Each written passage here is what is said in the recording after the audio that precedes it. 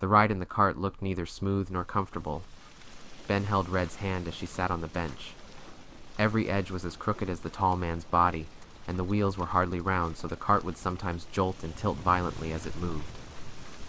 "So, what's her name?" the bear sitting next to Red asked. He hesitated, expecting her to judge him as an infamous lupine delinquent. "I don't actually know. I asked, but she can't answer. I've just been calling her Red." The bear looked at him with one raised brow. Earlier today she saw... Ben paused. "Something horrible, involving a relative in the dark forest, and one of those ghoul things. She's not responded to anything since then." He glanced at the bear. "You don't believe me, do you?" The bear took a moment to answer. "I know who you are, Wolf. You cause a lot of trouble around here for everyone. You expect me to believe that you're suddenly rescuing traumatized children?" She leaned forward and rested her head in her large hands. She sighed. "Under any other circumstances, I'd swat you away like a fly and get her away from you right here and now. But given what's been happening, I'm tempted to believe you." Ben's ears perked up. "But I still don't trust you with her." She reached for Red, who in turn wrapped her arms around Ben's whole forearm, shocking him. She didn't respond to anything until then. Wide-eyed, the bear backed away, and Red loosened her embrace on Ben. "Well," the bear started, "it seems she feels safer with you, Wolf." Ben gently put a hand down atop Red's head. "Yeah," he said, his voice shaking. "It seems so." The bear leaned back in her seat. "I'm Marge, by the way." Ben introduced himself and Umpty in return. "So," he whispered to Marge, "who exactly is the tall guy here?" "You don't know?" Marge responded, her voice lowered as well. "Haven't you ever heard the rumors about the Crooked Man?" "People don't exactly talk to me much." Marge sighed. "Well, they say that he's a cursed hermit who lives at the edge of the kingdom. He and everything he makes ends up horribly crooked, no matter what he does to try to prevent it." Ben glanced at the Crooked Man towing them along the road. He wondered if he could hear them. "From what I've heard, he's either a kind soul who does what he can despite his curse, or his mind is as twisted as his body." She glanced at the Crooked Man herself. "So far it's been the former, and I hope it stays that way." The cart stopped. The Crooked Man dropped the handles. "Stay silent." He reached into a chest built into the front of the cart and pulled out a crossbow. It was as crooked as himself in the cart, and already loaded. He spun around, took aim, and fired. A lone ghoul ambled toward them on the road ahead. The bolt flew in an erratic pattern and struck it between the eyes. The Crooked Man grabbed the handle of the cart with one hand and towed it to the fallen target. He bent to retrieve his bolt. After reloading his crossbow and putting it away, he took both handles and continued walking like nothing happened. "When you live alone at the edge of a kingdom, you tend to pick up some skill in hunting game to feed yourself," he said with a light chuckle. Ben's eyes widened and his ears perked up. The Crooked Man had impressive marksmanship. After an hour of irritating a rhythmic jostling of the wagon, an old crooked cabin came into view. The sun had just started to set, and the shadows grew long. The wood was crooked and horribly misshapen, as were the front door and the windows. The only thing about the structure that didn't appear crooked was the hill it was dug into, and the pale birch tree growing next to it. "Well, it's certainly quaint," Marge commented. "You don't need to sugarcoat it, ma'am. My house is a shithole," the Crooked Man groaned.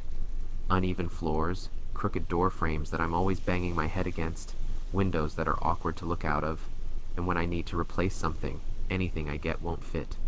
He took a deep breath and sighed. "But it's home." He dropped the cart one last time beside the cabin, and everyone got off. The Crooked Man invited them inside. "Sit down, please. Would anyone like a drink or a meal?" Ben didn't fully trust this man, though. After what Marge had told him, he wasn't going to get too comfortable. He glanced at Umpty, who looked back at him while discreetly showing his sheathed saber. He clearly didn't trust the tall hermit either, and was ready to act if anything didn't seem right. Inside the cabin, the air was cool and still. The Crooked Man lit the wood in the fireplace, and then the oil lamps that hung from the walls on crooked hooks. They burned dimly, barely illuminating the interior. The fire crackled in the cozy lounge. 2 couches sat angled in the middle of the room, one for the host and one for guests, judging by their size. Bookshelves lined the walls to either side of the fireplace, both filled with thick tomes, documents, and the occasional crooked sculpture. The books were the only things in the house that weren't horribly misshapen. Ben remembered that Marge had said everything the crooked man made was crooked like him. Clearly, he didn't have a hand in printing these books. "Make yourselves at home," the crooked man spoke loudly for all to hear. "I'll see what I can make of a meal for everyone." He left the room as Umpty and Marge stepped closer. Marge gave Ben a judgmental glare. Her gaze shot between him and the red-hooded child in his arms. Umpty took notice and put a hand on Marge's shoulder. "He seems good-mannered enough. Just let him be." "Clearly you've not met him before today," Marge said sternly. "He's a troublemaking delinquent. All he ever does is get in fights and wreck things." Her voice started to rise. "He shouldn't be allowed to have that child in his arms or anywhere near him." Umpty glanced at Ben. "Based on what I've seen before meeting you, there's more to him than his reputation." He stepped away to the nearby shelf and pulled out a random book. "Perhaps you should ask him about it sometime." Marge sat down on the larger couch. She sighed and glared at Ben again for a moment before turning her attention to the fire. Ben took a seat on the smaller couch and put Red on his lap. She still didn't say anything or even change expression. Her eyes still stared forward at nothing. He caught the smell of something cooking and stood up to investigate. As he put Red down on the chair and turned to leave, he felt a tug on his tail. Looking back, he saw that Red was gripping it in one hand, still only looking forward. "Red, could you let go, please?" No response. She didn't even loosen her grip. With a light-hearted sigh, Ben reached over and picked her up again before walking out to find the kitchen. The mixed smells of cooking meat and various spices nearly overwhelmed Ben's nose as he stepped into the kitchen and found the crooked man bent over the stove. "Taken an interest?" the crooked man asked without taking his attention off the large pan he was working with. "It'll be ready in a few minutes. Have patience." "Actually," Ben started, "I'd like to know, have you heard of my reputation? About me being a big bad wolf to everyone?" "I have," the crooked man stated, "but given current events, I find that irrelevant now." He looked over his shoulder to see Ben. "She doesn't seem to care either." Red's in shock. "She doesn't care about anything right now." "She cares about you to some degree. I've noticed her clinging to you on the wagon." He flipped a small steak on the pan. "Perhaps she feels safest with you." Ben glanced at Red as he turned to leave, wondering if that was truly the case. "Hey, I take it calling me the crooked man all the time can be tiring, so I'd like you to call me Ernest from now on. Is that all right?" Ben smiled as he left. "Sure thing, Ernest."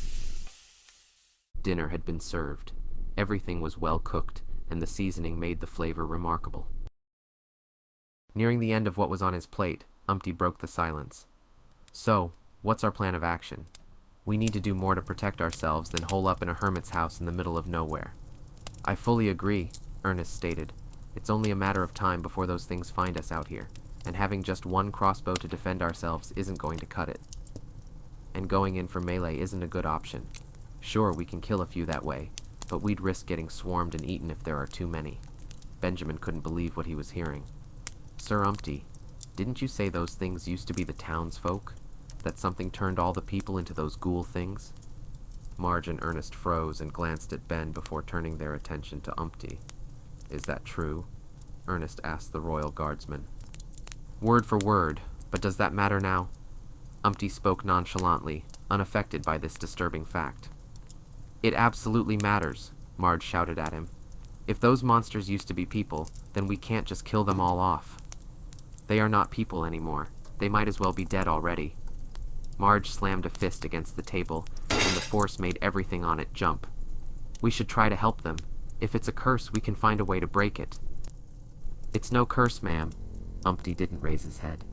"It's some kind of foreign disease. We'd need to get a hold of a medial cure somehow. To my understanding, that's beyond anyone in the land, especially given the situation." Marge bared her teeth and held her fists tight. Tears welled in her eyes, glimmers of a faint hope fading. "Was someone you loved among those lost?" Umpty asked. Marge took a moment before answering. My husband and son were taken by the ghouls. We also adopted a little girl, but I lost track of her while running for my life. Her head sank into her hands. I should have held on to her. Ben wanted to comfort her, but stayed in his seat. He didn't want her distaste for him to worsen the situation. Ernest took his empty plate and stood up.